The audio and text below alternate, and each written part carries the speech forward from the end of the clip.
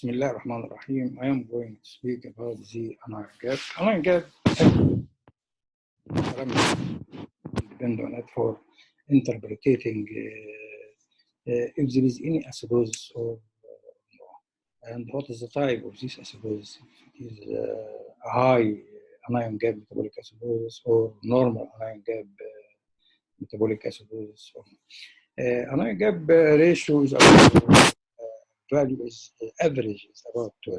We take all of 12 as the number normal. What is the meaning of 12? Meaning it is the difference between unmeasured anion and unmeasured cations. What the difference between the unmeasured anions in the body and unmeasured cations in our unmeasured anions, for example, the albumin, organic acids, phosphate, sulfate. Total unmeasured anions about 23 milliequivalent per liter. And unmeasured cations about which is calcium, potassium, magnesium. Total unmeasured cations about 11 milliequivalent per liter. Difference between them normally is 12 milliequivalent per liter. This value must be stable, stable, not increased or decreased. Otherwise, there is an imbalance between unmeasured anions and unmeasured cations. In unmeasured anions, we have to remember albumin constitutes the main part of the unmeasured anions, about 15 milliequivalent per liter. And so, in critically ill patients, as you know, in your ICU, most of your patients critically ill are exhibiting or suffering from hypoalbuminemia. And so, if you interpret anion gap and you want to get a correct value or correct diagnosis, you have to interpret the corrected albumin ratio, the corrected anion gap albumin. You must consider the deficit in albumin and add to the anion gap. Suppose you get anion gap 12. You have to look to albumin if it is normal or not.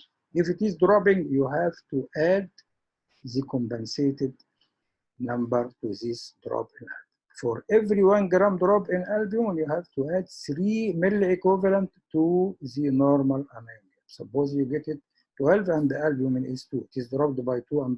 And so you have to multiply 2.5 by 3 to get the correct anion gap ratio. It will becoming 16, 17, 18 like. And so don't forget to calculate according to albumin ratio. Albumin, as you see, constitutes the main value of unmeasured anions.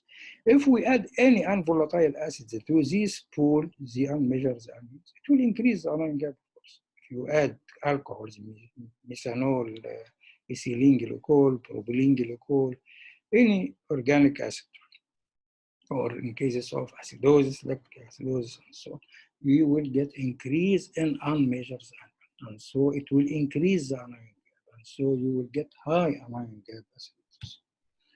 On the reverse, if you add cations, it will drop or decrease the anion gap.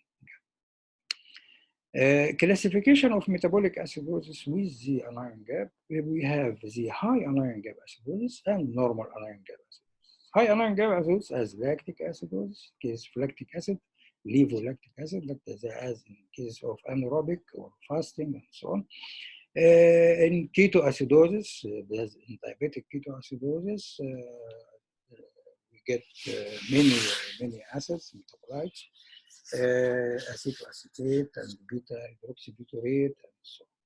In the stage renal failure, of course, the patient was suffering from accumulation of organic acids. In methanol ingestion, you will get formic acid, some lactic acid. Ethylene glycol ingestion, you will get lactic acid accumulation. Salicylate toxicity will increase the salicylic acid, of course.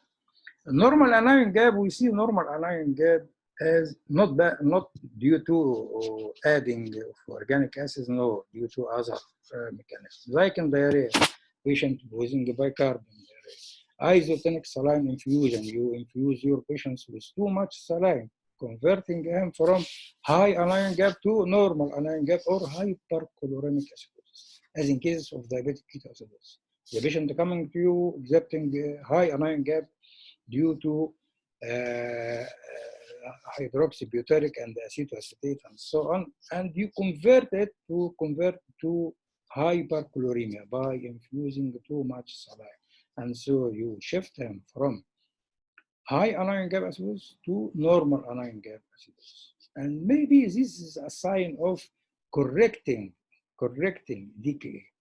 In patient with DKA exhibiting diabetic ketoacidosis, I know those patients are getting rid out of their acids, accumulating acids, and start to be cured when they shifted from high anion gap to normal anion gap. This means the patient, even with exhibiting still low bicarb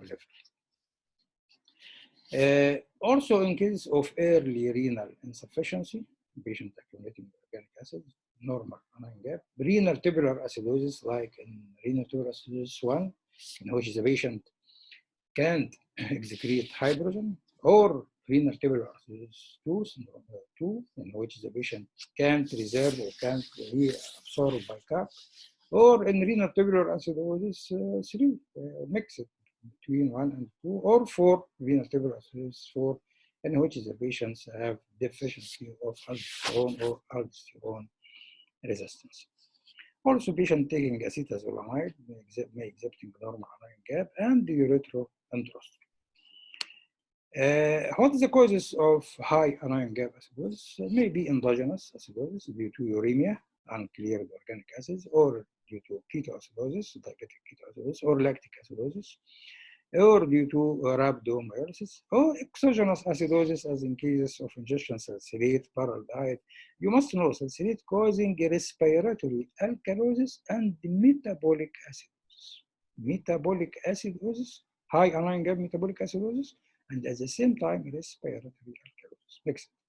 Give you the same pictures as in case of septic shock or severe sepsis. Those patients also exhibiting metabolic acidosis and respiratory alkalosis. Other ingestion may cause also high anion gap, like all alcohol ingestion, like methanol toxicity, giving you formic acid and lactic acid, ethylene glycol toxicity, propylene glycol, as in case of lorazepam ingestion with too much dose of lorazepam infusion over 2-3 days will cause high anion gap in your patient and metabolic acidosis. And so the anion gap is difference between unmeasured anions and unmeasured cations, and we can calculate through this formula, simple formula, sodium minus summation of chloride and bicarb. Chloride and bicarb extracted from sodium give you the anion gap exactly. And don't forget serum albumin level. Every 1 gram drop in serum albumin will decrease the anion gap by 3 milliequivalent per liter. And so you have to add 3 milliequivalent to your anion gap. You get it from the formula before, which is sodium minus chloride and bicarb.